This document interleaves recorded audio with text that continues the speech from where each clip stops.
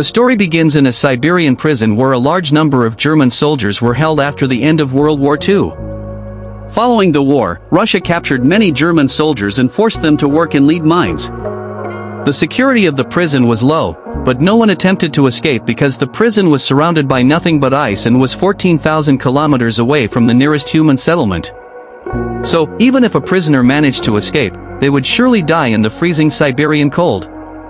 However, among these prisoners was a man named Clem Farrell, who had been sentenced to 25 years in prison. Clem desperately wanted to escape, as he couldn't spend the rest of his life as a prisoner. One day, he got a chance to escape by sneaking onto a coal transport train. As soon as he saw the open sky and stars, he was overjoyed.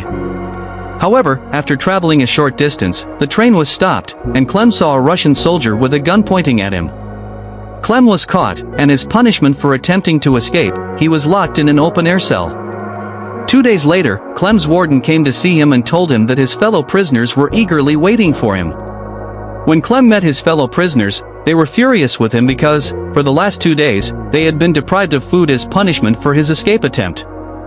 The prisoners beat Clem mercilessly, leaving him severely injured and requiring medical attention. The prison doctor, also a German prisoner, was amazed by Clem's courage. Clem told the doctor that he planned to escape again and asked for his help. The doctor explained that escaping was impossible, and even if Clem managed to flee, the freezing cold would likely kill him. However, the doctor pointed out that the work in the lead mines was equally deadly, as the high levels of lead would eventually cause deadly diseases like cancer. Therefore, the doctor advised Clem to try escaping one last time. He gave Clem all his warm clothes, shoes, and even a gun for protection.